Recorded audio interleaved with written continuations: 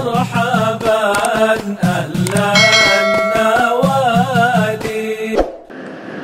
Sayyidina Utsman diambil contoh oleh Syekh Bajuri. Sayyidina Utsman itu baik, terlalu baik, sehingga apa yang terjadi, datang keluarganya masih family datang, ini belum kerja, tolong kasih dia jabatan. Sayyidina Utsman orangnya tidak tegaan, akhirnya sudah dipecat. Ini satu orang yang sudah punya jabatan ini dipecat, diganti sama keluarganya.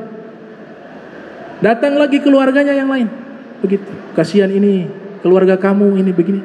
Dipecat lagi orang, keluarganya dimasukkan lagi di jabatan itu, digantikan dengan keluarganya jabatan tersebut. Dan itu terjadi banyak. Apa yang terjadi setelah itu? Mulai muncul orang-orang yang memanfaatkan suasana politik. Mereka mengatakan dia nepotisme, tidak benar dia. Ayo kita buat pemberontakan. Puncaknya apa?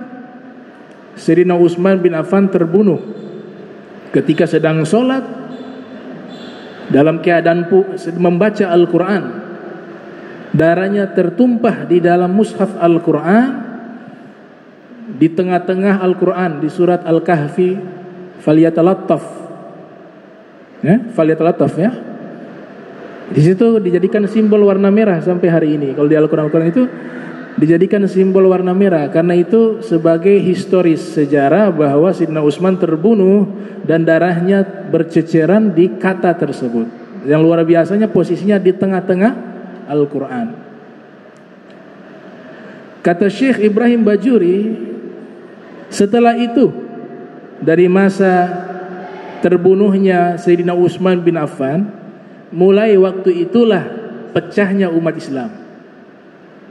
Ini sejarah yang benar seperti ini, karena yang menjelaskan ulama besar Syekh Ibrahim Al-Bajuri. Sampai kapan fitnah ini berlangsung? Beliau nyatakan sampai mendekati hari kiamat. Jadi kita lihat sampai sekarang itu masalah dalam umat Islam begitu banyak, firqah begitu banyak, afkar pemikiran tentang Islam begitu banyak. Itu sebenarnya asal muasalnya terjadi di masa terbunuhnya Utsman bin Affan. Yang kasihan khalifah setelah Utsman bin Affan, siapa dia? Yang tidak punya salah, Imam Ali bin Abi Thalib. Beliau yang menanggung ini semua masalah. Masalahnya sebagian sahabat menuntut agar cepat mencari siapa pelaku pembunuh Utsman bin Affan. Imam Ali beristihad, jangan dulu di situ, itu gampang. Yang penting ini rapikan dulu nih sistem negara nih. Ini sudah kacau, sudah muncul banyak pemberontak. Kemudian ada pihak ketiga yang memang sengaja mengadu domba. Mereka mengirim surat kepada beberapa tokoh sahabat. Isi surat tersebut isinya provokatif, menyatakan bahwa ini siasatnya Imam Ali untuk membunuh Sayyidina Utsman bin Affan karena ingin mengambil jabatan. Bayangkan fitnah seperti itu. Maka Imam Ali mengatakan, seandainya masalah ini bisa diekspresikan yang saya hadapi saat ini ketika saya menjabat sebagai khalifah, maka seluruh rambut saya yang hitam ini akan berubah menjadi putih, karena begitu rumitnya masalah yang ada di masa tersebut. Maka ada yang mengatakan kepada Sayyidina Ali bin Abi Thalib, kenapa masalah banyak terjadi di masa kamu? Di masa Sayyidina Abu Bakar tidak ada masalah yang begitu banyak seperti saat ini. Di masa Rasulullah ketika memimpin tidak ada masalah.